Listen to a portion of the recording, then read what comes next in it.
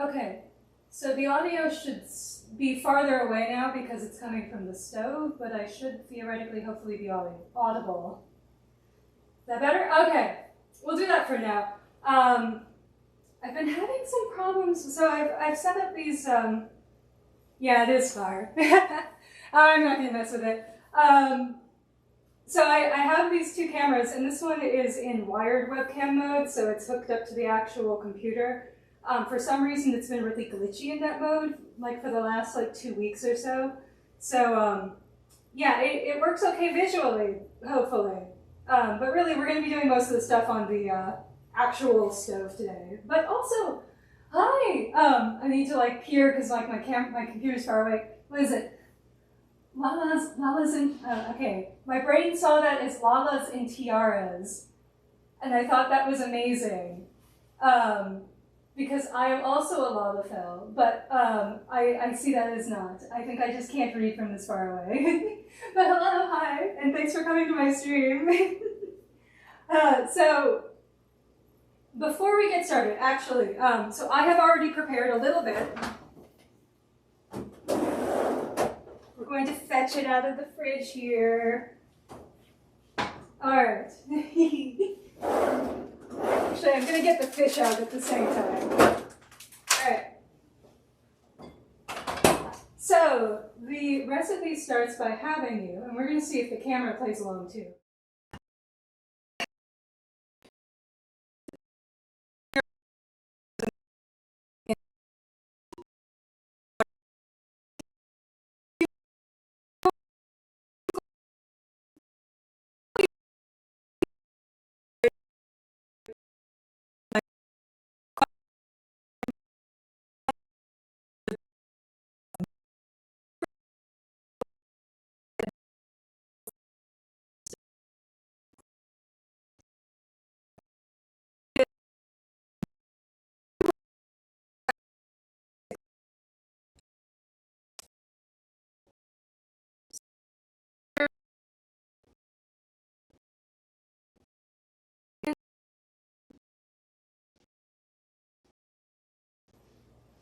There, okay.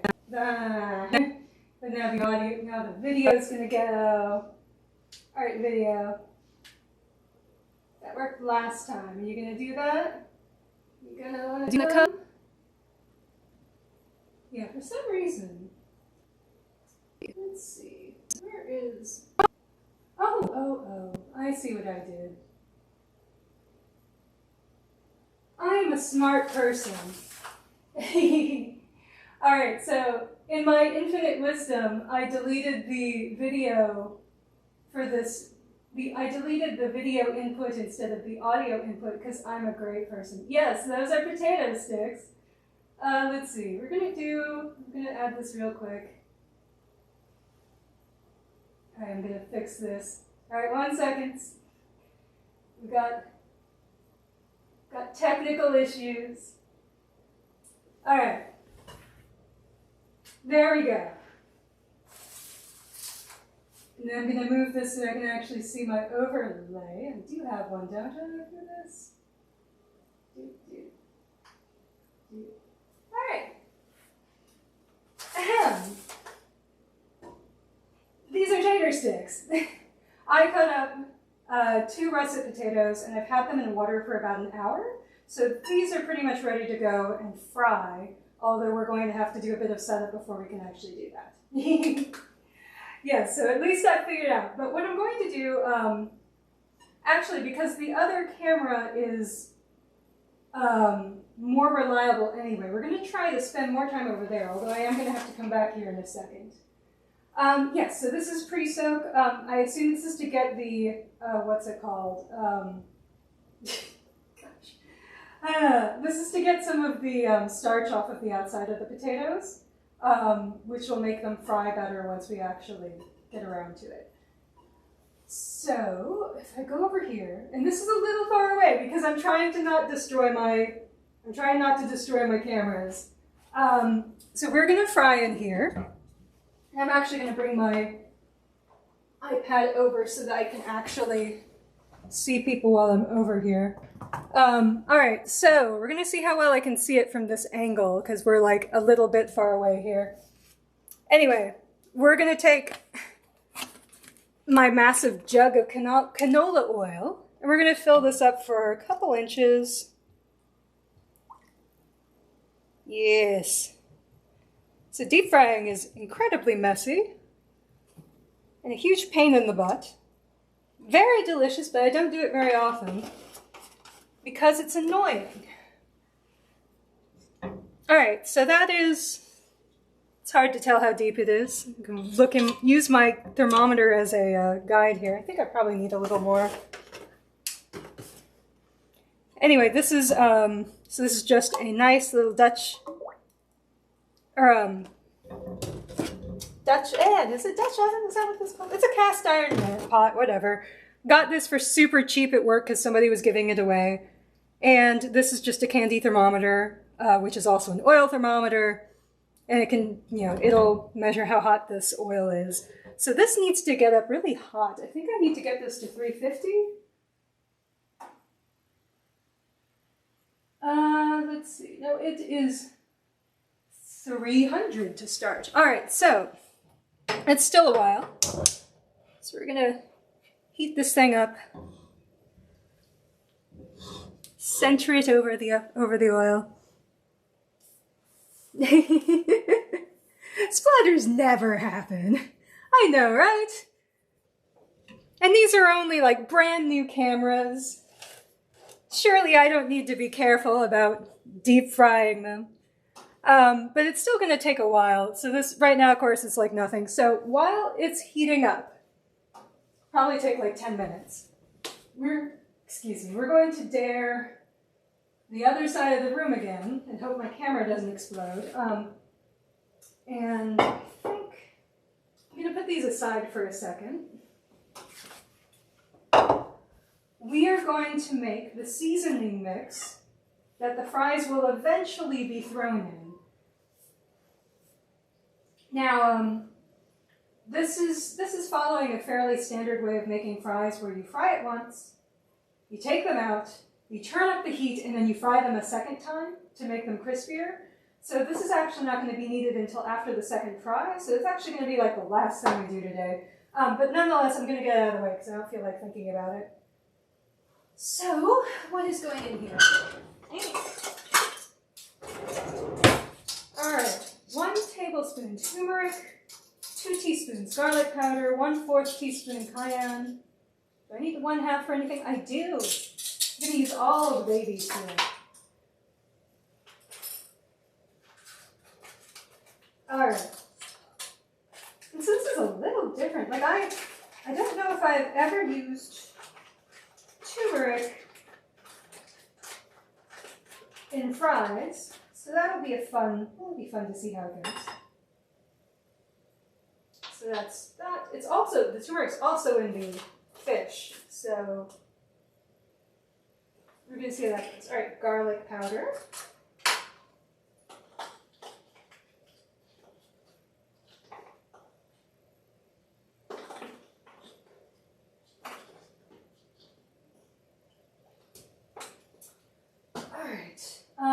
I also need a tiny baby bit of cayenne. I know, right? I'm hoping this will be nice and spicy. Have like a... Right. Great. I'm sure it'll be extra spicy if I dump a bunch of cayenne in it. All right. We're going to say that's a quarter... I think I've put in more than a quarter teaspoon in there already, but it's fine. It's fine. It'll be extra tasty. Let's see. And then salt and pepper. All right, I'm gonna get my other salt out.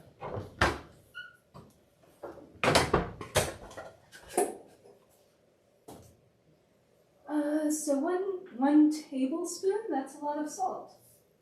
I suppose that makes sense proportionately. That said, I might not use all of the seasoning, or I might, I don't know. Because I always eyeball pepper. Because the recipe, for whatever reason, uses 6 russet potatoes. And 6 potatoes is a lot. Like, I don't think you can get an extremely good sense of scale by looking at it. So I'll bring over my bowl in a second. You can't really tell, but that's only 2 potatoes. And there are only 2 adults in this house. So, had I made like 6 potatoes worth, we would have an awful lot of fries.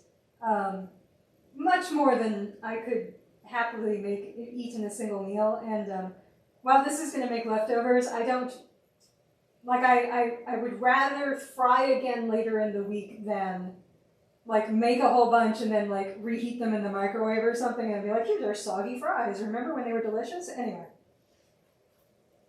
So in that case, I think you can have too many fries, at least at once. Like, I'll make it again later in the week. It's fine.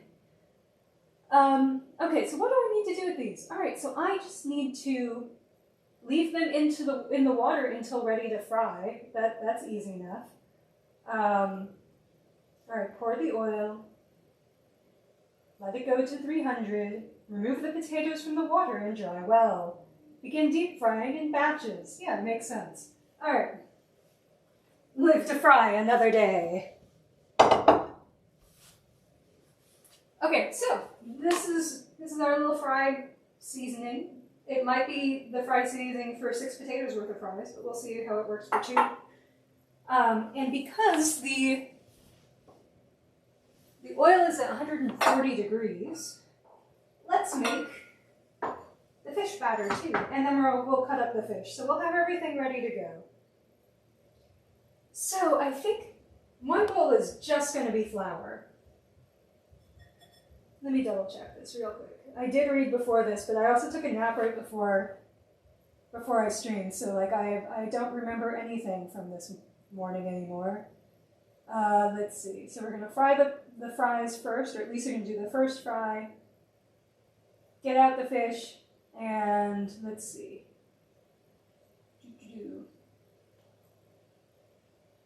Cover them in flour. All right, yes. Anyway.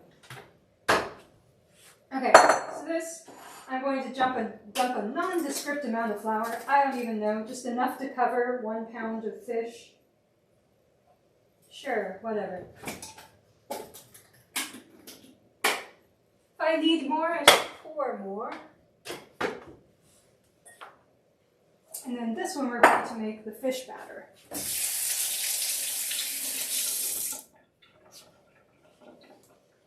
So this is a pretty, yes, exactly. Read twice, dip once. Yeah, cooking is very much like any other craft, in that if you just kind of wing it and read the instructions later, you always are like, oh yeah, I was supposed to do that, wasn't I? Yeah, you don't want to ruin fish, or especially when I go to all this much trouble to set up the stove and the oil and etc. All right. So, what is going in here? Garlic, turmeric, cumin. Oh, cumin. I'm going to need to get the cumin out. Cayenne pepper, amber ale. All right. Let's see.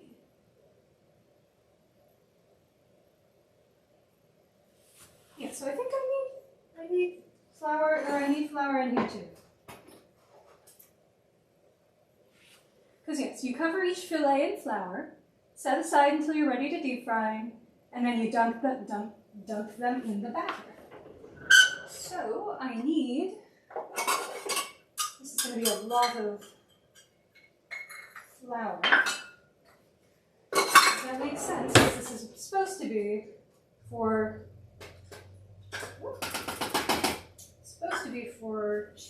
2 pounds of fish, and I'm only going to make 1 pound today, just because, again, I would much rather fry again later in the week. And 2 pounds of fish is a lot for 2 people to eat. So I'm just going to do 1 today, and that also lets you guys see it a little faster. Because as you'll see, if you've never 've never seen deep frying before, it is kind of slow. Like you think it would go really quickly, but it's annoying because the oil temperature drops every time you do anything. And that means that you basically get the oil up to temp, use it, take stuff out, get the oil back up to temp, etc., etc. Yeah, fried fish gets way soggy, and it's like never as good the second day as the first. All right, it is at 240 degrees, so we have just enough time to start doing this. I might have to, well, whatever. We might have to take a break to go start off the fries. Alright, so whisk together the flour, garlic powder, turmeric, and cumin and cayenne flour. I've forgotten how to speak English. Okay, teaspoon garlic.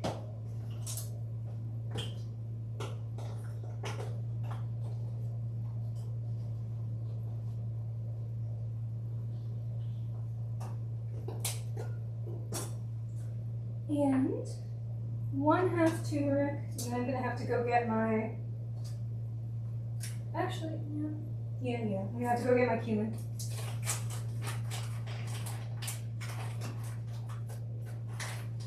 Can't see anything in this bag.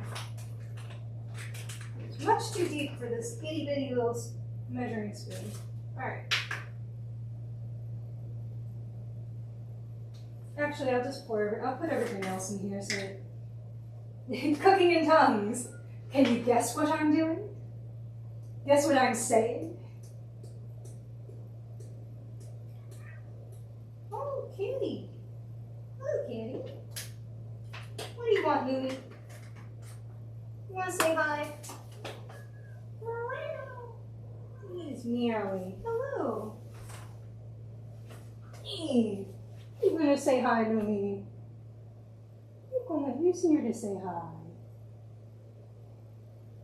Oh. Hello, Lumi.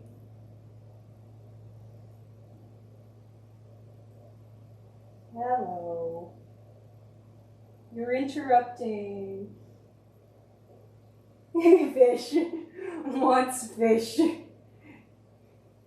Oh man, you're probably right. He probably smells it up here, and he's like, hey, so it's dinner. I love you. I love you so much. Have you considered giving me the fish? Oh. All right, kitty. I know. He's like, I love you so much. You love me too, right? Right. All right, we're going to turn this down because we're getting close to 300.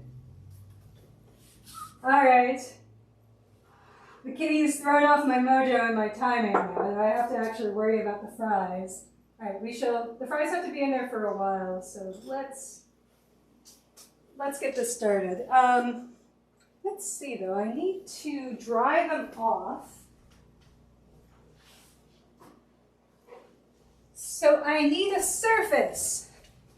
So what I'm going to do is I'm going to put out this, this is a baking mat actually. It's not at all meant for anything. And you can't see it anyway because it's over here in the corner.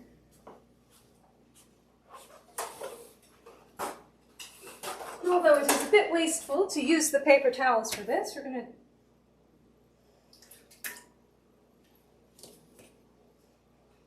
just dry out some of these fries, because goodness knows you do not want to dump a bunch of water.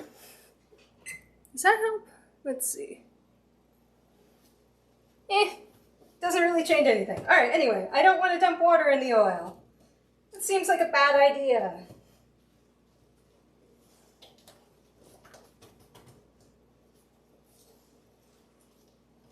Alright, so these are just going in for 5 minutes, and then I have to do this in several batches because there's way too many of them. Let's see. Begin deep frying the potatoes in batches until soft, but not brown. About 5 minutes. Actually, you know what? I think I'll get a towel.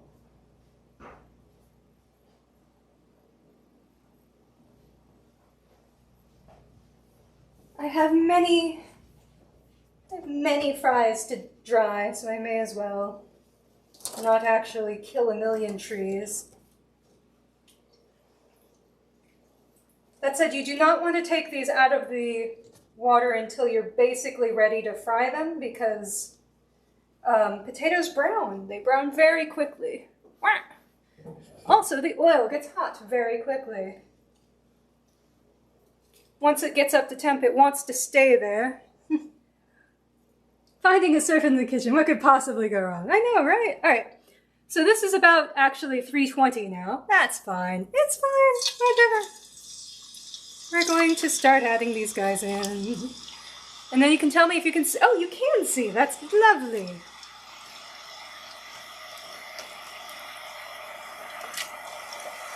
Now I don't want to overcrowd this pan. I probably am anyway.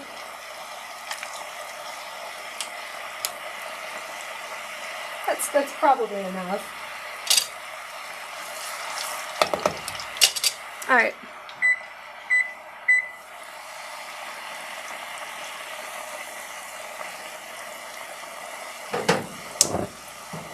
So what always is difficult about frying is that you spend so much time babysitting the oil temperature, which is one reason that probably people like, frying machines that will actually hold it at the right temperature. And I had one for years, but the problem was that it, I had a very, very tiny oil bucket, and it was extremely annoying to clean.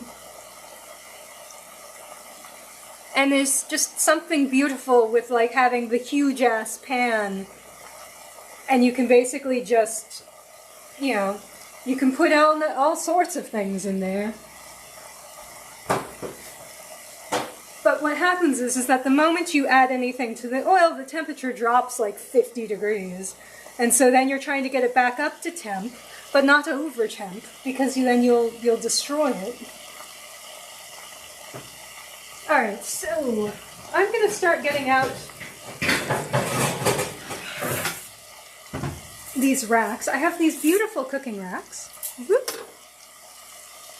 It's nice to have scooping room. Yep, so here's my little racks. I use them for everything like cookies and, in this case, fried foods. I'm going to put these off over on the side so that I have a place to put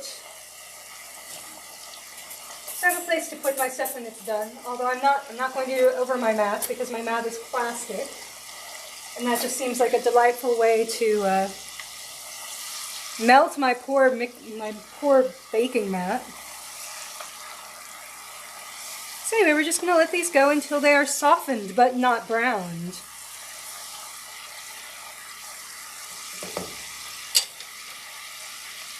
Let's see. Fancy racks. Racks that stack. They do. They stack. That said, the stacking is not as useful a feature as you would think because it's really hard. Like, I don't have enough room in here to actually show, but like, once you have them stacked, it's very hard to put or reach anything on the second stack, or on the rack underneath it. And it is very easy for them to tumble down. So I don't stack them very often. But I could. I have the ability to.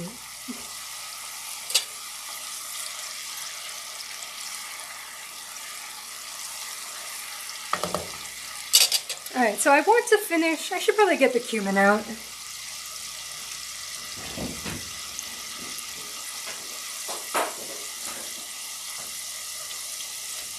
My magical spice box.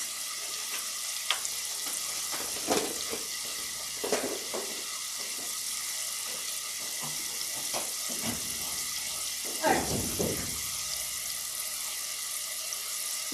Totally true. The little torments of things you have to deal with in your cooking.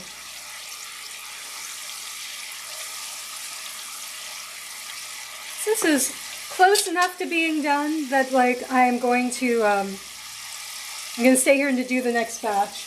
I suppose I should start drying off. How hot is this oil? It's 250. Maybe I won't start drying things off. You could rebuild them, stack them higher than before.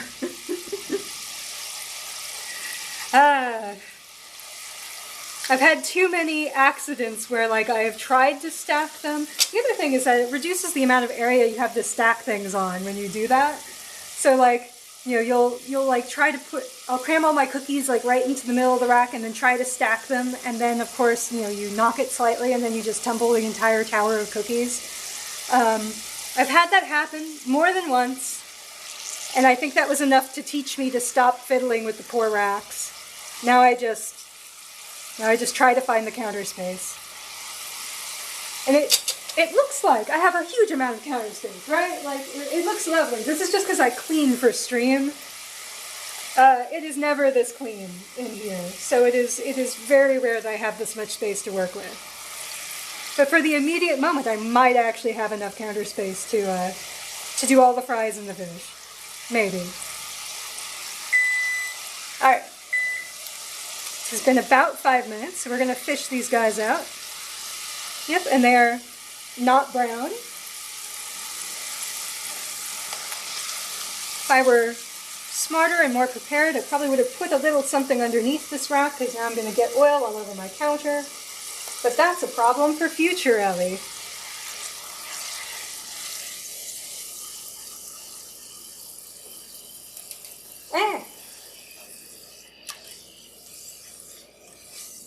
Alright, so there's our fries, first batch for these dudes.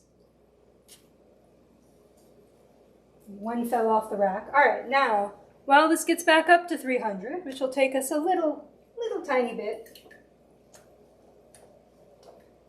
we're going to see, can we do all the rest of these fries in the next batch? Maybe. It'll be a little tight in there, but it's fine. They're fries. They'll fit.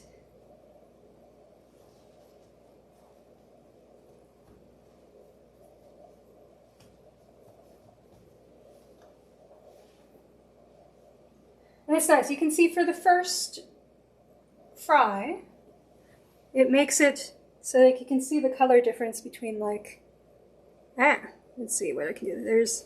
Can we see the color difference? I do not think that the, you can see it's very slightly golden, this one right over here.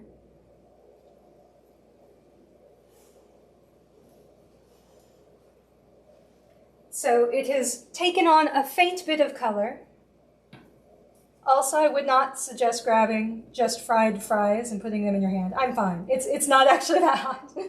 Obviously. Not killing myself over here. Anyway, but at this phase, they're basically, they're still floppy. They have a little hint of color.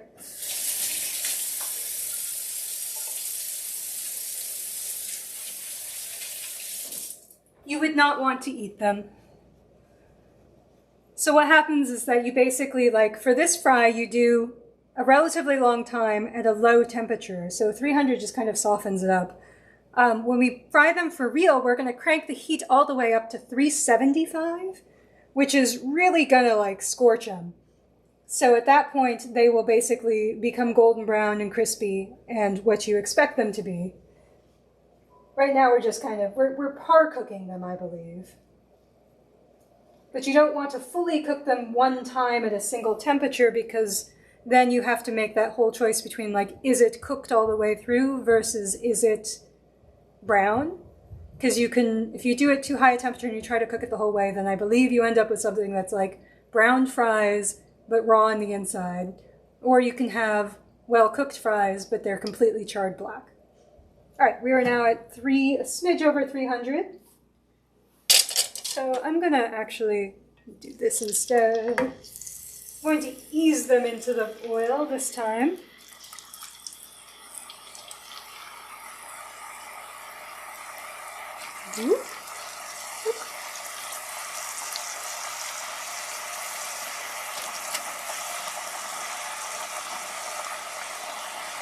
Alright.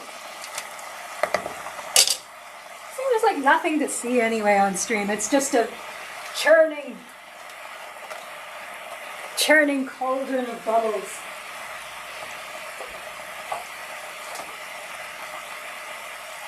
Alright, I should make sure that I can reach my other racks. And we're going to time this.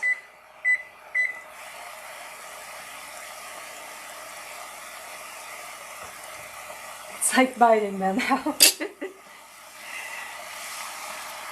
Alright, we're going to let that go for 5 minutes. Alright, while it's doing that, I'm going to finish my batter. Actually, get my little paper towel so I can wipe off this one that was covered in turmeric and cayenne. I don't want to stick that in my cumin. So this is 1/2 teaspoon of cumin.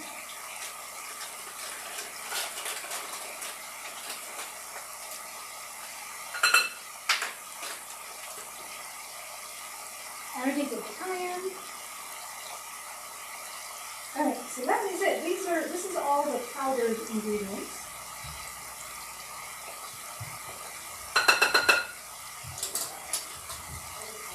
Let me double check them. Alright, flour, garlic powder, turmeric, cumin, cayenne.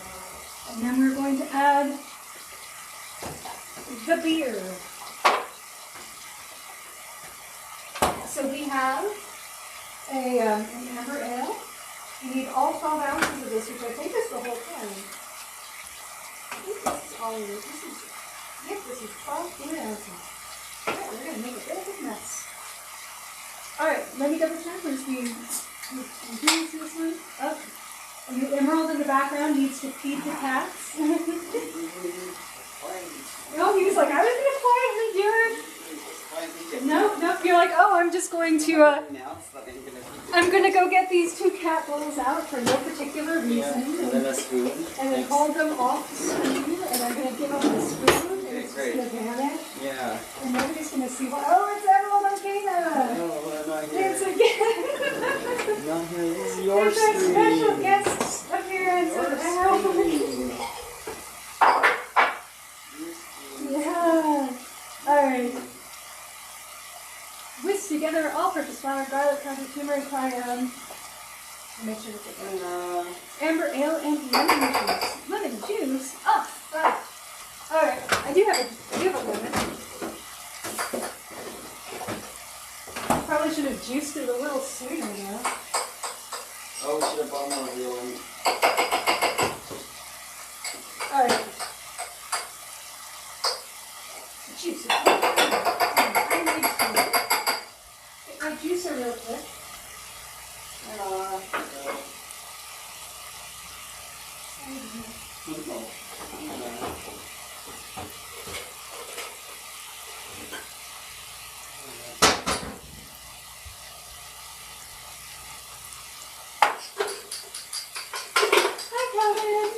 Fish and chips, funny, we just had boiled salmon and green beans. Boiled salmon sounds a little bit healthier.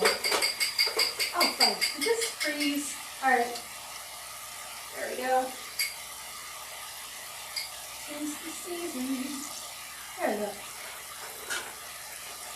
Hey, where'd Lila go? Lila has vanished in the middle of food time. Instead, Lumi is here trying to eat her food.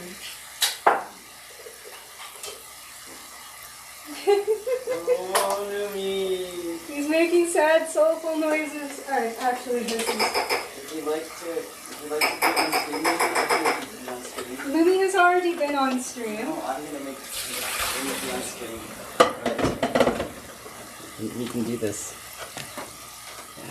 Hey, what are you doing? Ahem. That camera is in use, excuse me. Alright, he's stolen my camera. And Marie's like, he can always come on stream again.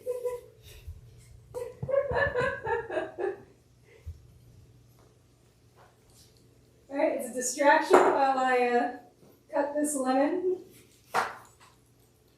Cat cam, let's go! Oh, whoa, he suffers so.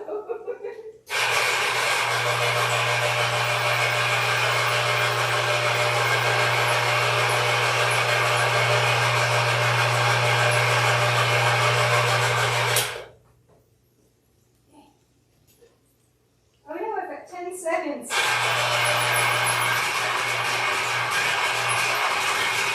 Dude, you can just toss that piece home. I'm not scared. Really not scared. I scared him. Oh no. Kitty.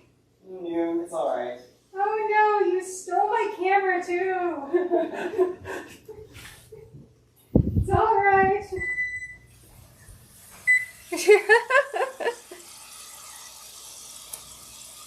We are here. It's alright. I'm sure people are more excited about cat cam. It's perfect. It's true. There are like 5 people for chatting while He's like, this is clear proof that people would rather see cat cam than fish cam. It's not cat. It's not rather. It's in addition to. They're like, okay, it improves the fish cam. All right. Okay, so this is, I've lost a lot of heat. Both is good. We're here for the prize. Oh, thank you for the encouragement. All right, so I need to get this up to 3. Is this only 300 again? Let's see.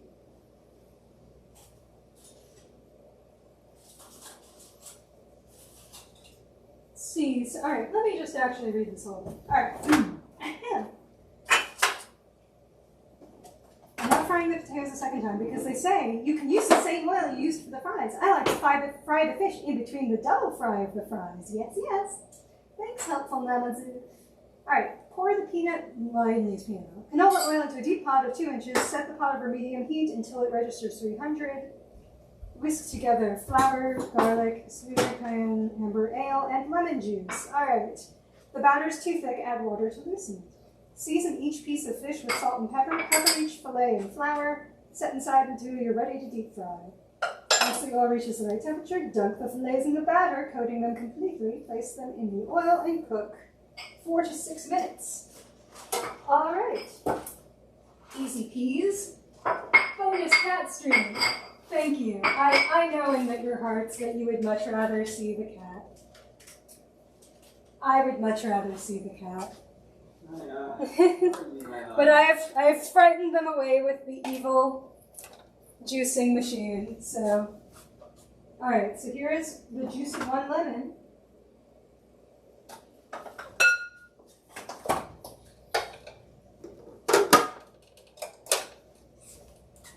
And the beer of 1 can.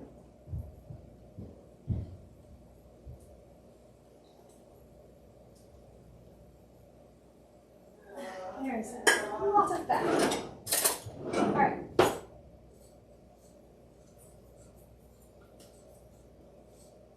This is also almost 2 cups of flour, so let's just make sure that I'm not completely, okay, yes, we're at like 260 over there, so we've got some temperature. Hello! We have got a bot. Emerald, come back and like kill a bot.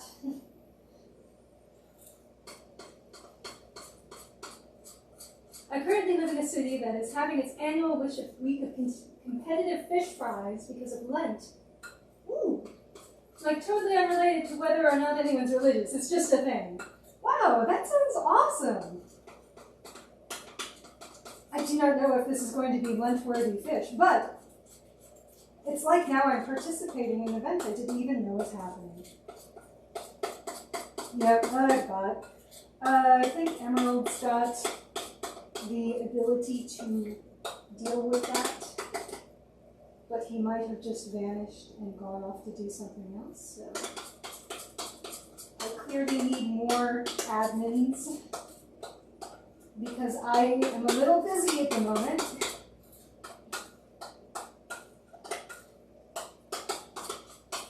Alright, that is not incredibly thick. It's still thick for a frying batter, but that's what you do when you have fried fish.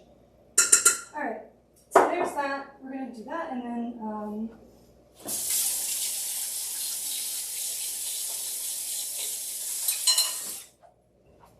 And we are at 300 degrees, so I'm going to turn the temperature down a bit while I cut half of this fish.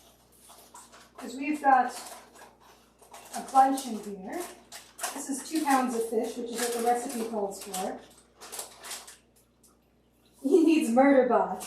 Wow, there's a bot called Murderbot? That sounds lovely.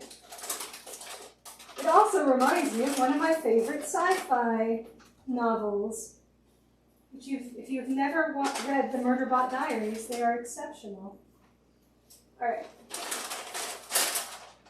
This is cod, and I have 3 fillets, so I'm actually going to cut one of these in half. And that's going to be what we fry today. This is cod. I think that's it. They're just skinless cod fillets.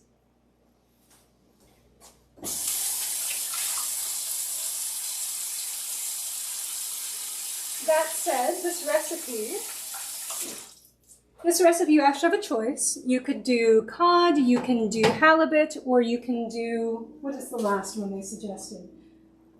2 pounds of haddock, cod, or halibut. So I'm doing cod because it felt the most appropriate for a, I don't know, for fish and chips. So we're just going to, I don't think we have to do anything with this, but I'm just going to cut it into, let's see, I think it thought you should make like 8 pieces from 2 pounds, which means that you would make 4 pieces from this, but that seems like a lot, so whatever. We're just going to do what looks reasonable. So we're going to have like this size slice. I don't even know what that is. There's like this is now 1 serving.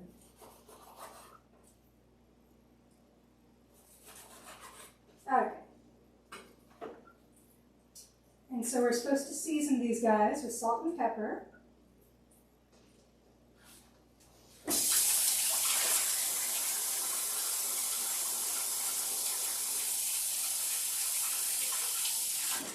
And then dunk them in flour. So we are definitely going to have to cook these in a couple batches. We got good wild-caught halibut. I wouldn't batter fry it, but haddock and cod are classic. I know, right? Halibut's really expensive. It would definitely kind of be a waste to use. Where did I put my salt? I mean, this is salt, but I had another salt. There it is. It would be a waste to use halibut and then deep fry it because, like, you'd lose all the flavor. I seem to remember that one time we bought halibut and it was like salmon prices. We were talking like $20 a pound or more. Anyway, pricey.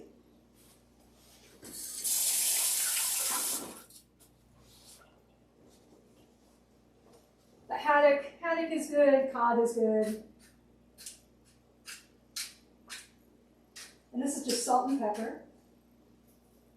I always hate using the pepper grinder and then also touching the fish because now I'm like, I gotta clean my hands every 5 seconds.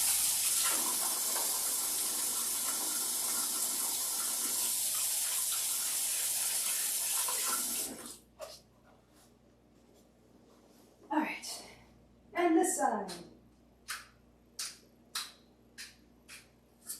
All right, so there we go. Salt and pepper.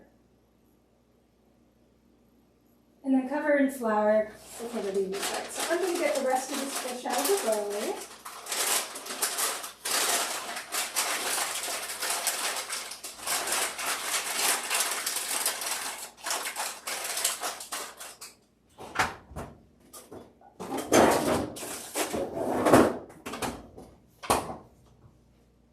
Speaking of expensive seafood, there is a recipe that I've been trying to make. Sorry, just making sure I'm not like destroying the oil over there. There's a recipe that I've been trying to make in this cookbook for a few weeks now, and it's basically crab croquettes, and they are like, you mix crab meat with a bunch of stuff, and then you deep fry them. So I was all excited to have my first deep fry stream with that one, but I have since discovered that like how expensive crab meat can be. Like the first grocery store we went to was literally like it would have cost about, for the cheapest brand type of crab meat, it would have been like $40 to get 1 pound of like, you know, claw meat. Deep fried crab balls. I know, they're amazing. They sound fantastic, but I was like all ready to do it. And actually, I would have paid anyway and just been like, hey, we're making some fancy friggin' crab balls today. But they also need soft tofu, and for some reason, that was what my grocery store didn't have. But anyway,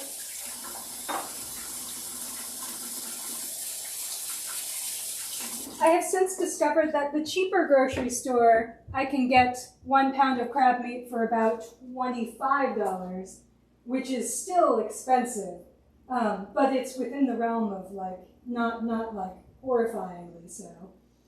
But no, crab gets very expensive. I was all ready to use imitation crab, and Erm was like, no, you can't. You know, it's like, you absolutely, it's not going to be the right texture, it's not going to be the right flavor. He's like, if you're going to make it, you're going to do it properly. So I'm going to do it properly, but not this week. All right, so this is just, these have been salted and peppered. They have been covered in flour. Now we are going to actually go back to the frying. All right, so this is like 320. I'm going to get my fries out of the way because we're going to finish them after we do. All right, well, let's see. What an amazing moment to use the fact that these are stackable and to dump one on the counter. I said I was living dangerously by stacking. There. All right. Fry time! It's fry time! All right, it's 4 to 6 minutes, I think. 4 to 6 minutes, flip in the middle. All right. Let's see how this goes. All right, let's get a good piece to go. You're gonna dip it. Super thick batter. And let some of that drip off. Come on. Stop dripping.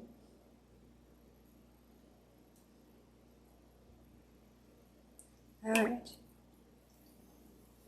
What? Where's my sizzle? Come on, it's like 300 degrees. You should be properly sizzly.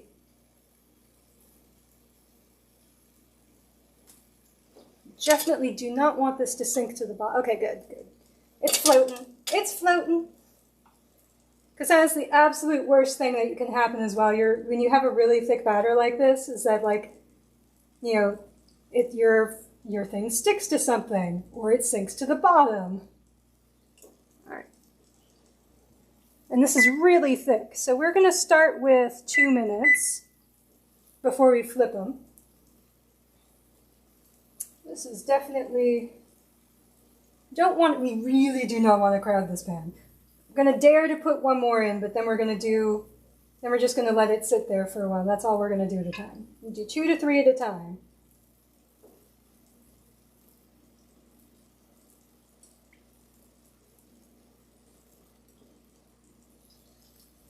All right.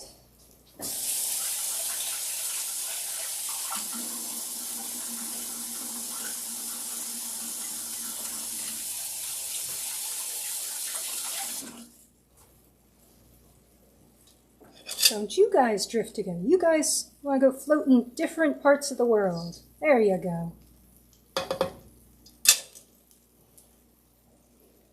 As someone that doesn't do this, what do you do with the oil when you're done with it? Good question. So you let the oil come all the way down to like room, you know, to like a safe temperature. And what you do is I get a strainer and I have a really big jug. I'll show you the jug.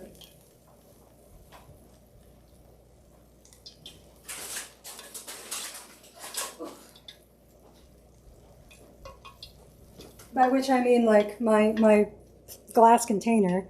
So here's my little container, it's huge. So we're going to strain the oil into this, and then you put the oil in the freezer. And the reason you do that is because oil can go bad, and if you put it in the freezer, then you keep it from going rancid, and you can reuse it a few times for deep frying. But you can only use it like, I don't know, a handful of times. Like for fish, honestly, you can't reuse it too very much in the first place. All right, this is definitely not brown on that side, so we're going to let it go like another 1 minute, actually. I put it on 2, but we're going to... So the oil, you can use it a few times. That said, and then at that point you need to dispose of it. So at that point you dispose of it safely by like putting it in a bag and throwing it in the trash, or or putting it in a safe container and then throwing it in the trash. Like people often use, was it like coffee tins? Because they're tin and you can seal them reasonably well, and yeah, that's, and then you can just throw them away. And the oil, the flavor of whatever you fry in it ends up in the oil. So often fish is a particularly tricky thing, because after you fry something in fish, like you can't fry anything else in it unless you want it to taste like fish. So like this is going to be fish and chip oil, because that's like the only thing it's going to be good for after this. Never down the drain. Never, ever. And now we're going to flip this, if they agree. Come on, flip over, you little. You too, you flip. Come on, you too. It's a big old piece, so it doesn't want to flip. There. We're going to do 3 minutes on this side.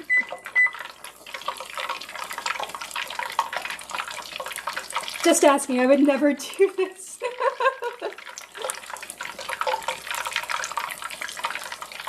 Didn't know you could freeze it.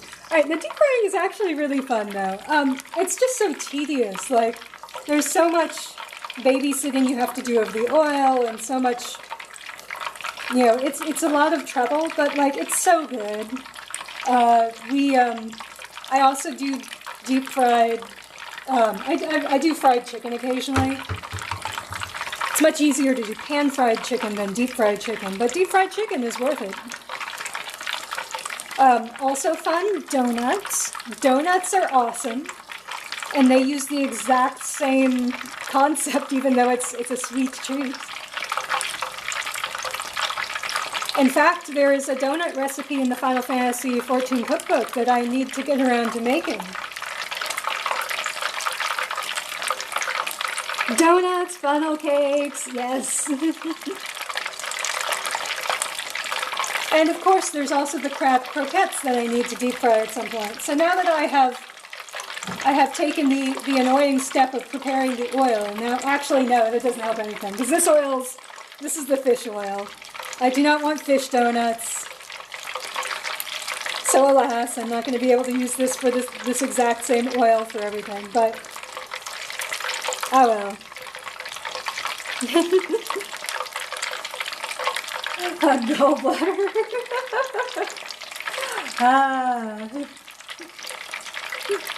Whatever recipe says fried, I bake or broil or toast your oven. That's the healthier option.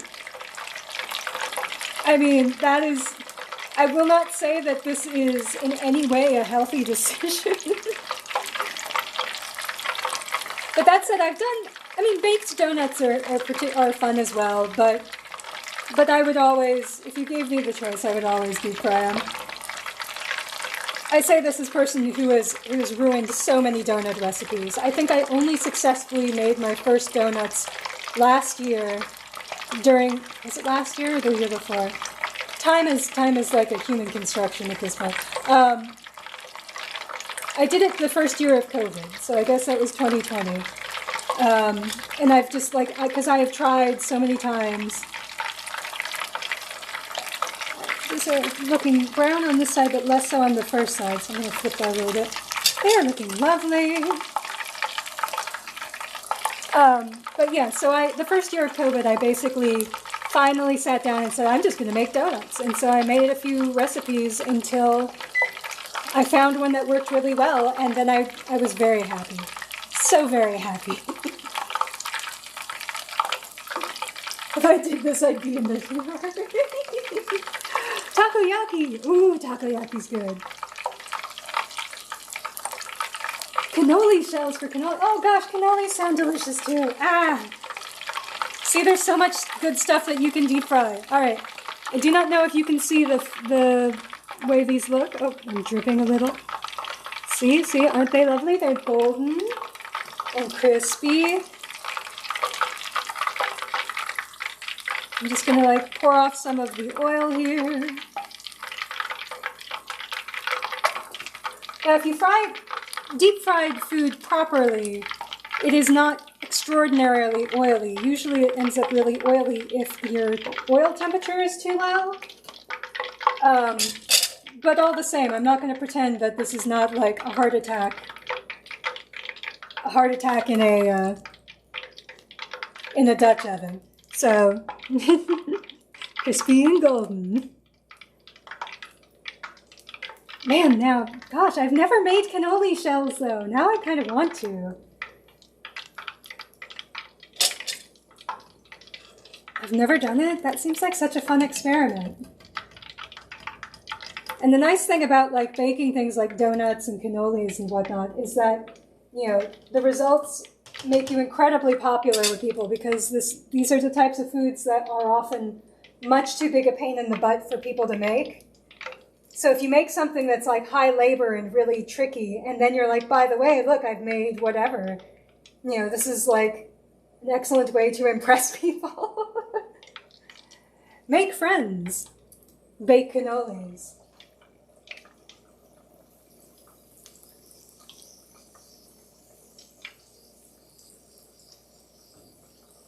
All right. Now we're just going to do the rest of this fish.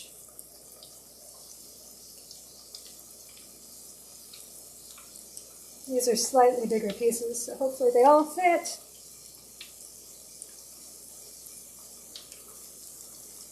All right.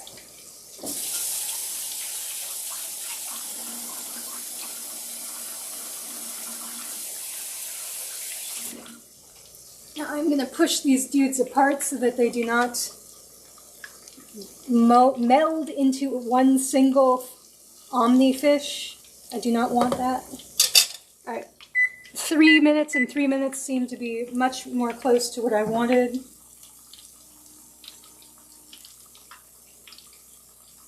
Pretty easy, need the forms. I use wine in the dough as a la traditional. Ooh. I candied my own citrus peels for the filling to avoid weird preservatives. Oh man. No, that sounds amazing. Gosh.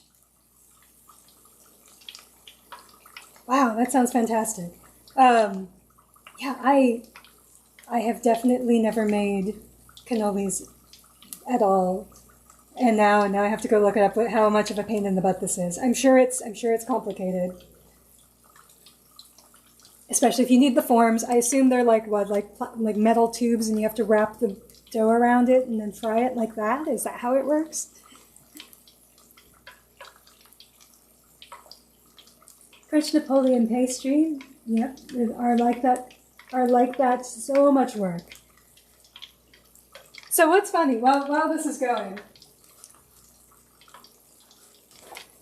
the French comment reminds it. Puff pastry is so much work. All right, yes. So I am reminded that there's one recipe in here. Woo, I'm going to be real careful because we're near the oven here. There's one recipe in the FF14 cookbook that is listed as an extreme. And it's not puff pastry, but it is basically making semi-authentic croissants. And this is not, it's not fried, of course, but it reminded me of like, you know, tedious French cuisine. So it is the minstrel's ballad, almond cream croissants. And it's like, I don't know, it's several days' work. Oh, it has a total of 27 hours of rest time divided among several different steps. Because, like, you know, most croissants, you basically, like, roll out one part of the dough and then put it in the fridge, and then roll out a little dough more, and then put it in the fridge and shape it a bit more. And it takes multiple days to do it, and then at the end you make croissants. So whenever I get around to doing that, holy moly, it's going to be a big deal. Feel like that's the sort of thing that people would do for like a 1-year anniversary or something, if I get that far.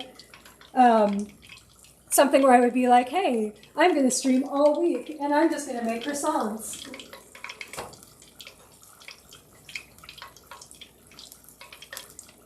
Metal tubes is surprisingly not that much work. That'd be the last recipe to do, yes. Now, the problem with the croissant recipe, and it's time to flip these guys, is that there is another recipe that uses croissants.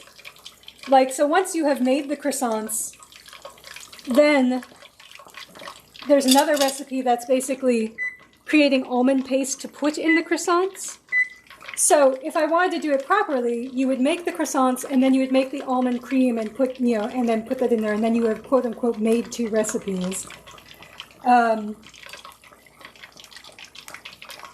So that's slightly annoying.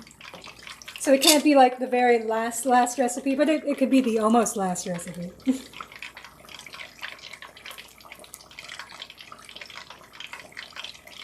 Yeah. Croissants are puff pastry. It's too much work. Yes. Completely understand. You can make the almond cream and just use it in a regular short crust pastry in a tart, and it's so much easier. Oh wow. That is rude of Alexa. You're like looking up ingredients, and then it's like, Anne, would you like to make some croissants? Or are you trying to shop for croissants?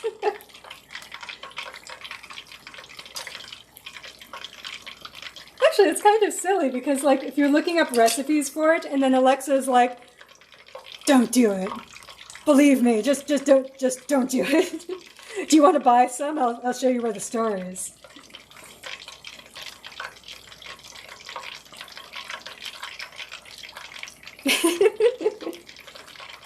Alright, I'm going to toss some stuff in the sink.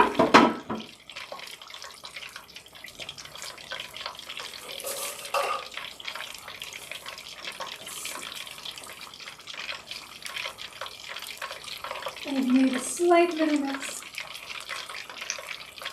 So I'm going to save the rest of this batter for when I make the rest of the fish.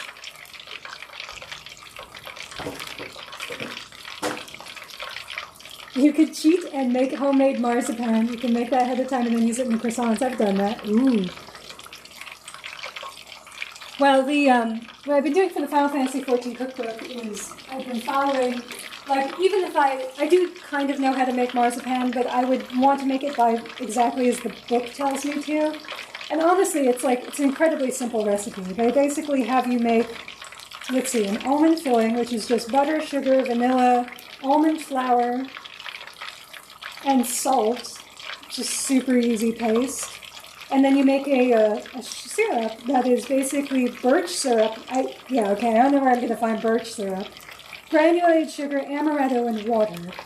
And then that's basically it. And it's just fill a croissant with the filling. Drizzle the syrup on top, you're done. So it's a really simple thing. It would probably be, in a theoretical timeline where I actually made that recipe all week, you'd probably, put together those ingredients by the time, on the day that I'm baking the croissants. So, you throw something in the oven, and while they're cooking, you make the syrup and everything, and then, ta-da, you're done. Okay, so I'm going to flip these a little. The other side could use, a second more. They're basically done. A farm store has birch in Alaska.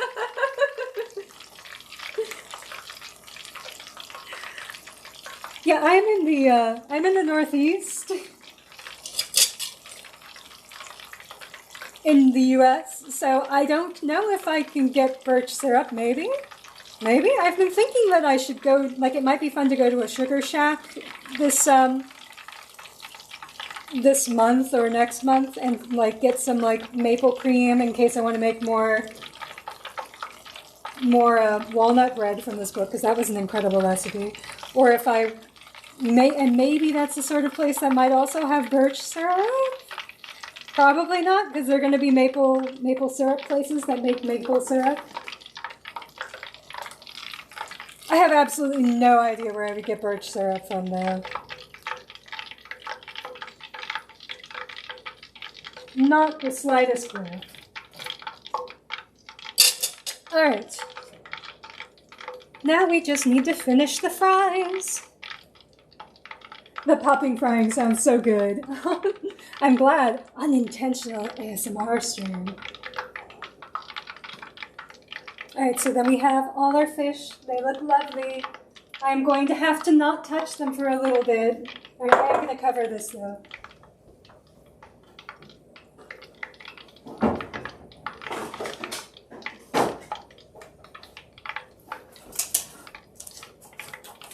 The fish are so lovely, but I need them to cool. Also, I need something to eat them with, so... Okay. So we're going to put them out of mind for a moment.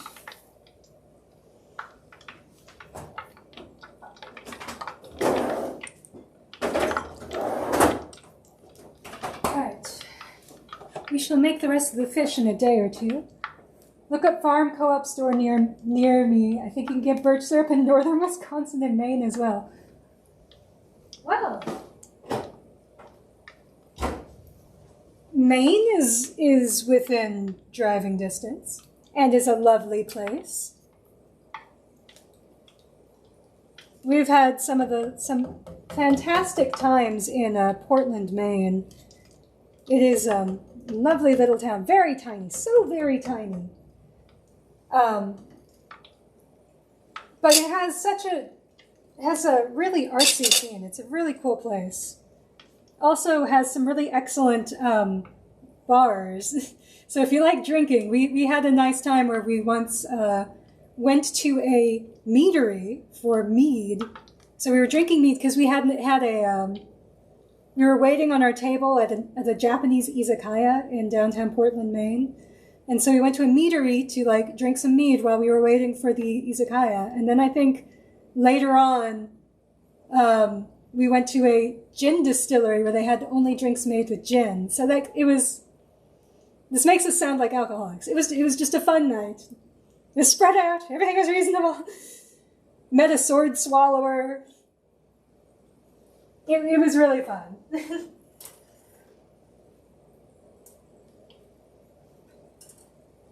All right, so I think we need this up to 375. Let's see.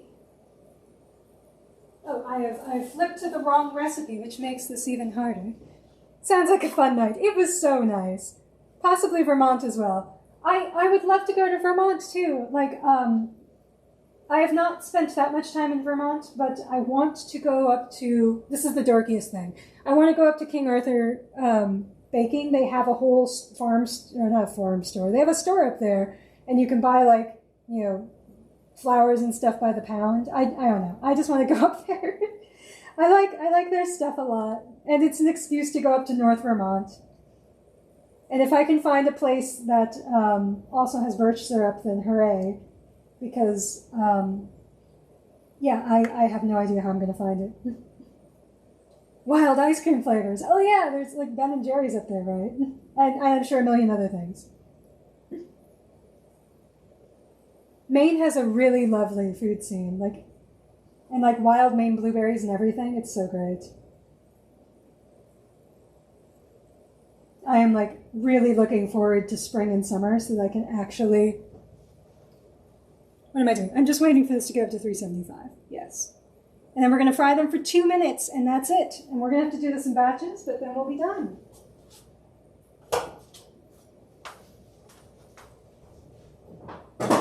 But yes, Maine has, I know I'm very far away from the camera right now, Maine has a huge food scene, or at least Portland did.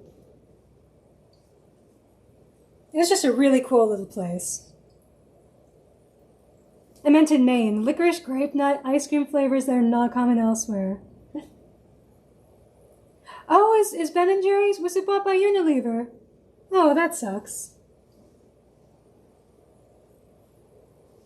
That is too bad.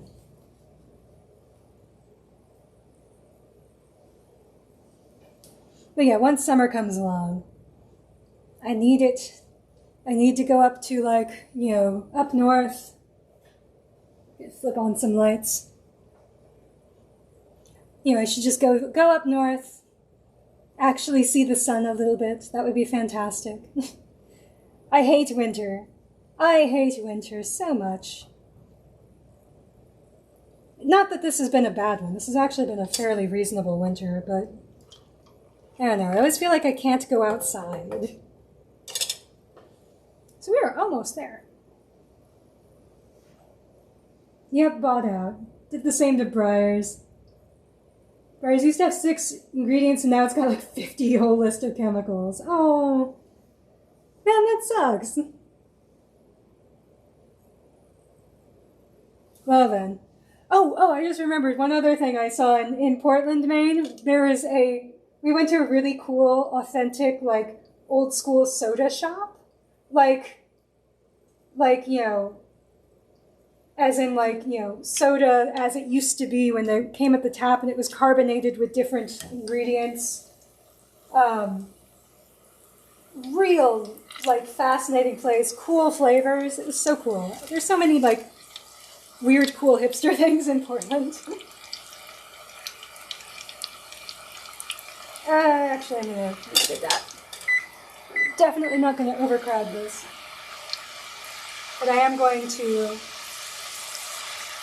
have a completed rack and a not fried rack.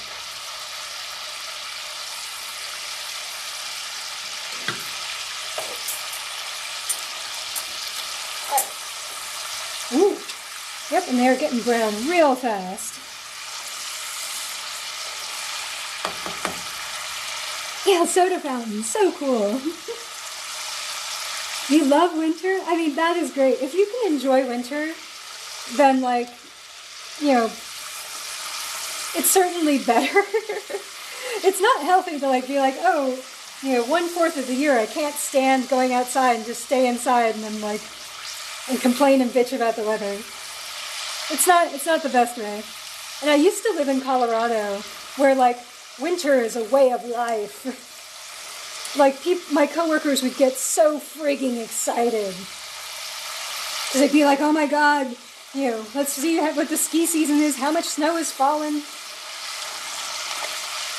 Alright, these are cooking real fast. I think I might take them out. Because we are getting brown. Some of these are less brown.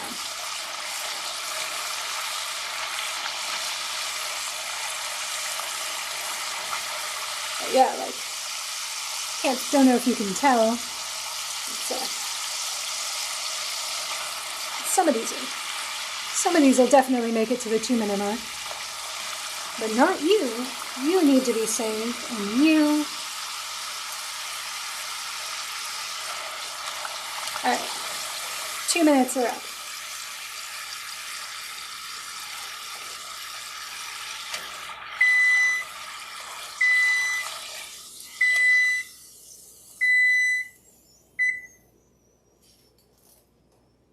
Alright. Yay! Fries.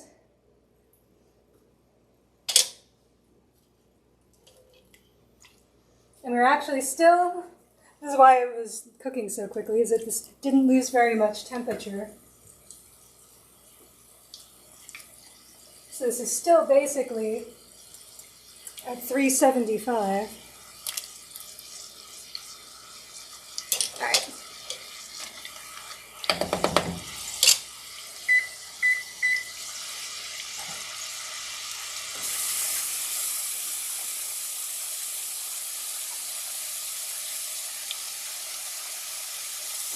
Okay, the hardest part is, once you have deep fried them, you immediately want to shove the fries in your face, but you must resist.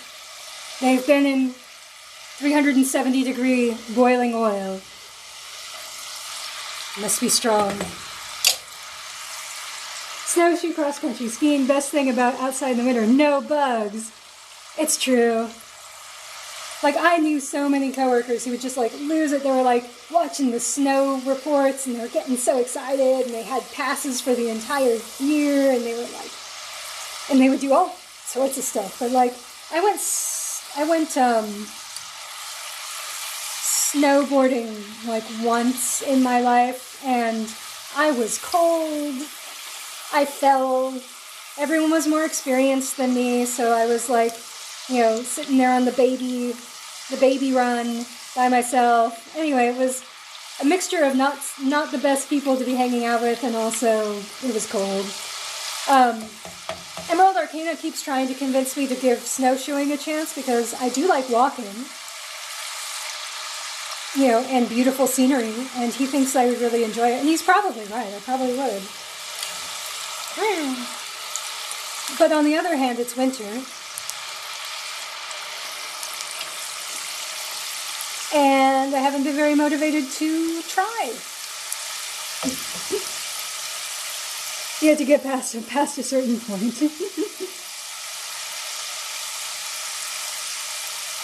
Took me 3 seasons to start enjoying skiing where I was just good enough.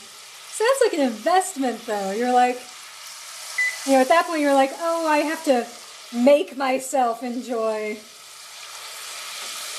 the skiing.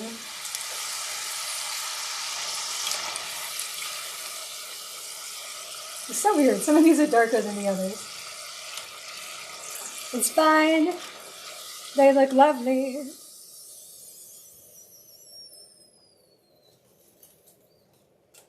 Alright. Now that did lose some heat, so we're going to let it get back up to temp. And I'm making such a mess. Oh, good thing that we have the rule in the house that whoever cooks does not clean, so really this is Emerald's problem. I hate the first year. It was why would anyone do it? I'm glad I kept with it. Just join people in the hot springs afterwards. Hot alcoholic beverages by fire in winter is awesome. Oh, that does sound, yeah. Like, that's more like my speed. I would rather, like, maybe I could get into snowshoeing. You know, go walk around a place, just look at pretty things, and then be like, that was a nice hour. Let's go back to the lodge and, like, drink some nice hot, you know, hot beverages and sit in front of a fire. I do enjoy the getting warm part of winter. I just don't enjoy the being cold part of winter.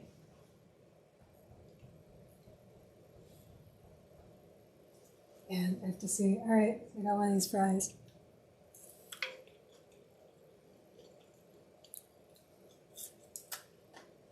Oh, that's good.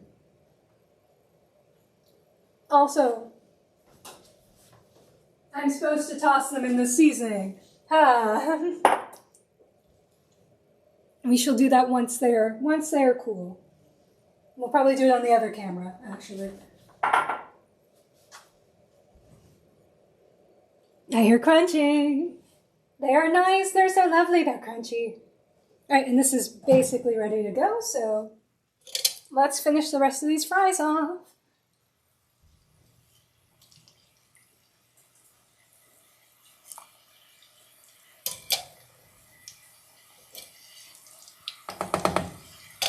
All right, 2 more minutes and we'll be done.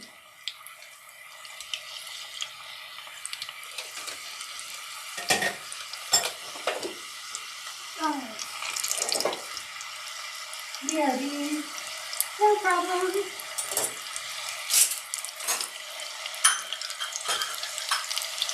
All right, I'm just clearing stuff out of the way.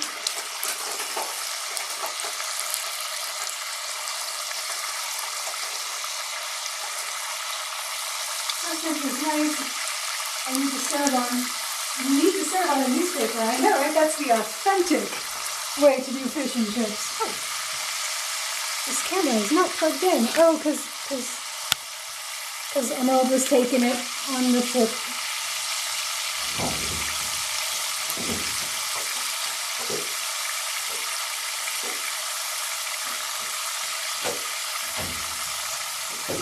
Alright, well this is coming together lovely. Everything's looking fantastic. And I have now proved that I can actually do a deep frying stream without putting my cameras in mortal danger, because it's basically 2 burners over. So like this is where I normally cook over here in the burner like that you can't quite see. And today I'm like, well, I'm going to do it one burner away from where I normally do it so that I can put some distance between my cameras.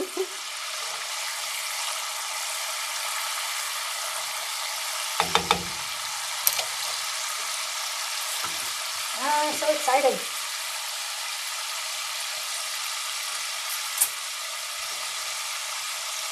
Ooh, 5 seconds. All right. And can you see these? How does it look on camera? I mean, you can tell one's a little dark. It's lovely.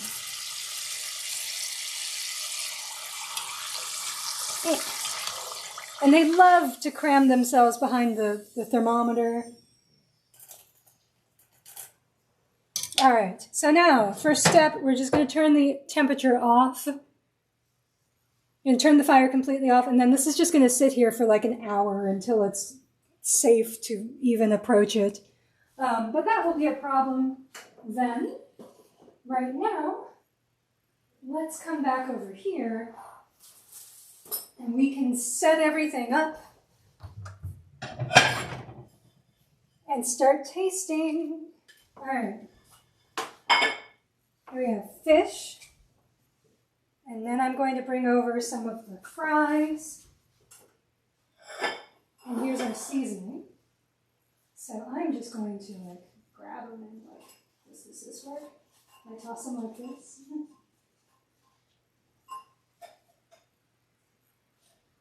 And of course they're still hot, so everything's going to adhere to them a bit. Hopefully it's not too much seasoning. There we go. Alright. So I am absolutely terrible about remembering to take pictures and to actually do like beauty shots of stuff. I suppose I should take a nice little picture. All right. Malt vinegar or a good tartar sauce for me. I know, right? So it's like, whoop. You can see, nope, it's even worse angle. Everything is orange. What's funny is that, like, so I was going to get tartar sauce, but Emerald really likes making his own tartar sauce. So he is going to probably, I wonder if I should get him down here and, like, make it on stream. he like, MacGyvers together tartar sauce based on, like, some recipes he's seen in the past online and what we have in the fridge. All right, so let's take a real quick picture. Yep. Instagram stuff here. No, I have absolutely no camera sense. All right, so I'm going to, I know I'm manhandling these poor things. All right, let's move one of the fishies back onto the rack so that, because I'm not going to eat both. Come over here, we can start tasting. Although, yes, it would be much better to eat the fish with some actual tartar sauce. But for now, we're just going to... All right, let's see if we can get the crunch. Oh yeah. So, it is nice and crispy. So it is lovely looking. Ooh.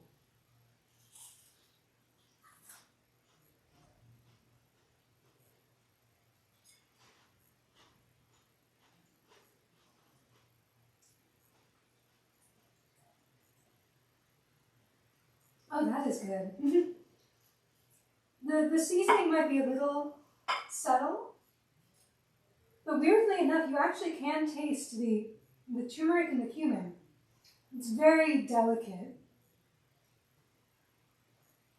but it's lovely. Oh yeah, no, it's a very interesting subtle taste, but it's really just your battered fish, and it's pretty good. And you're right, emerald does need to get down because it's going to get cold, and then like what good is cold deep fried fish? All right, let's try one of these fries in the seasoning.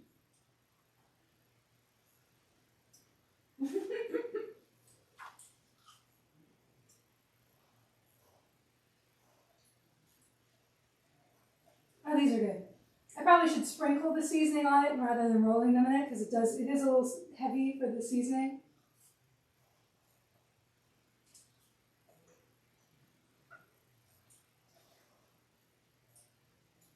You can also taste the turmeric in that. Oh, those are good though. All right, so yeah, so I would definitely sprinkle the seasoning on. I rolled them and that's a little too heavy, but that's on me. That's my mistake, especially because they're super hot, so the seasoning just like glues to it. I think the kitties are probably, I think because Emerald fed them, neither of them are here and they feel they're not nagging me at the moment. But yeah, it is so lucky me. Although I wouldn't mind them. I have more cat cam. But yeah, oh my gosh, this is lovely. So I would definitely consider making this again. I have other recipes for beer battered fish. They're all pretty similar, so it's not like this one stands out like profoundly.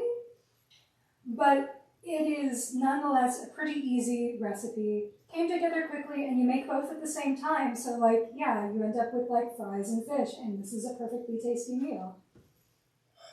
So I'm excited. I finally actually caught one of your cookie streams. I'm excited you're here too.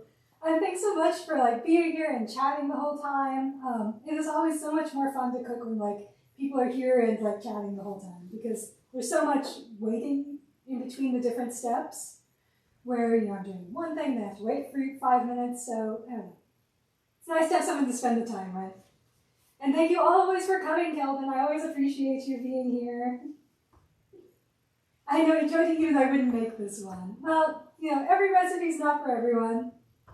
But this way you can see the process without having to do it yourself. Awesome. So I think Emerald is upstairs. I don't know what I think he's probably practicing. He's got some stuff coming up this week he has to get ready for. I wonder if there's anyone I can raid. Does anyone have any recommendations? Because I don't do enough on Twitch, and so I don't have very many people I follow.